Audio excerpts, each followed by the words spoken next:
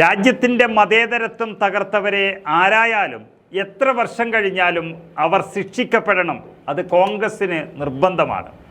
അതുകൊണ്ട് 1992 ബാബറി മസ്ജിദ് തകർത്ത കേസിൽ അതുമായി ബന്ധപ്പെട്ട അക്രമത്തിലെ പ്രതികളെ ഇപ്പോൾ അറസ്റ്റ് ചെയ്യുകയാണ് കർണാടകയിലെ കോൺഗ്രസ് സർക്കാർ.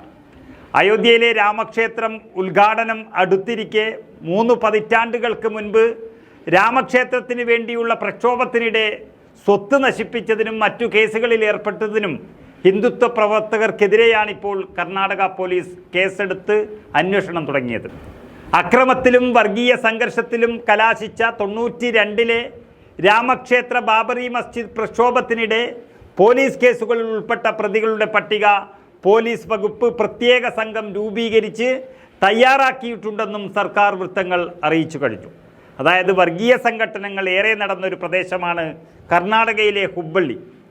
1992 ഡിസംബർ 5 ഹുബ്ബള്ളിയിൽ ന്യൂനപക്ഷ വിഭാഗത്തിൻ്റെ കട കത്തിച്ച ഒരു കേസിലാണ് ഇപ്പോൾ ശ്രീകാന്ത് പൂജാരി എന്ന സംഘപരിവാറുകാരനെ ഹുബ്ബള്ളി പോലീസ് അറസ്റ്റ് ചെയ്തിരിക്കുന്നത്.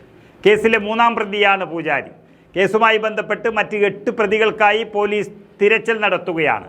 പൂജാരിയെ ജുഡീഷ്യൽ കസ്റ്റഡിയിൽ വിട്ടിരിക്കുന്നു. അതുപോലെ 1992 96 ഇടയിൽ നടന്ന വർഗീയ സംഘർഷങ്ങളിൽ പ്രതികളായ 300 പേരുടെ പട്ടിക ഹുബ്ബള്ളി പോലീസ് തയ്യാറാക്കി കഴിഞ്ഞു. 300 പ്രതികൾ അറസ്റ്റിലാകുകയോ കേസെടുക്കുകയോ ചെയ്താൽ തന്നെ അത് മതേതരത്വത്തിനു വേണ്ടി കോൺഗ്രസ് ചെയ്യുന്ന ഏറ്റവും മഹത്തായ പ്രവർത്തനമായിരിക്കുമെന്നാണ് സർക്കാർ വിലയിരുത്തുന്നത്. എന്നാൽ പ്രതികളിൽ പലരും ഒളിവിലാണ്, പലരും 70 വയസ്സ് പിന്നിട്ടവരുമാണെന്ന് പോലീസ് വ്യക്തമാക്കുന്നു. അതിൽ പലരും ഇപ്പോൾ സുപ്രധാന പദവികൾ വഹിക്കുന്നവരുമാണ്. അതിനാൽ നിയമ നടപടികൾ എടുത്താൽ അതിൻ്റെ അനന്തരഫലത്തെക്കുറിച്ചുള്ള ആശങ്കയും പോലീസിനെ വലക്കുന്നുണ്ട്. എങ്കിലും ഇതുമായി ബന്ധപ്പെട്ട കേസുകൾ അന്വേഷിക്കാൻ കോൺഗ്രസ് സർക്കാർ പോലീസിന് കർശന നിർദ്ദേശം നൽകിയിട്ടുണ്ടെന്നാണ് പുറത്തുവരുന്ന റിപ്പോർട്ടുകൾ. രാമജന്മഭൂമി പ്രസ്ഥാനത്തിലെ നിരവധി വ്യക്തികൾ ഇപ്പോൾ പ്രമുഖ BJP നേതാക്കളാണ്. BJP അധികാരത്തിലിരിക്കുമ്പോൾ ഇവർക്കെതിരെ കേസുകൾ ഒഴിവാക്കിയെന്നാണ് സർക്കാർ വൃത്തങ്ങൾ പറയുന്നത്.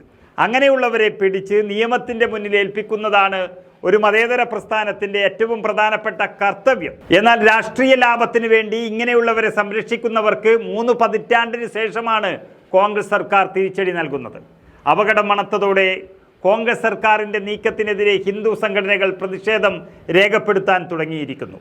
അയോധ്യയിലെ ക്ഷേത്ര ഉദ്ഘാടനത്തിൻ്റെ പശ്ചാത്തലത്തിൽ BJPയും ഹിന്ദു സംഘടനകളും വീടാന്തരം കയറിയിറങ്ങി പ്രചരണം നടത്തുമ്പോൾ പ്രതികാര നടപടിയുടെ ഭാഗമായാണ് കോൺഗ്രസ് സർക്കാരിൻ്റെ ഈ നടപടിയെന്ന് ഹിന്ദു സംഘടനകൾ ആരോപിക്കുകയും ചെയ്യുന്നു. എന്നാൽ 3 പതിറ്റാണ്ട് കാലമല്ല, ഒരു നൂറ്റാണ്ട് കഴിഞ്ഞാലും മതേതരത്തെ നശിപ്പിക്കാൻ വിടില്ല എന്ന സന്ദേശമാണ് കോൺഗ്രസ് ഇതിലൂടെ നൽകുന്നത്.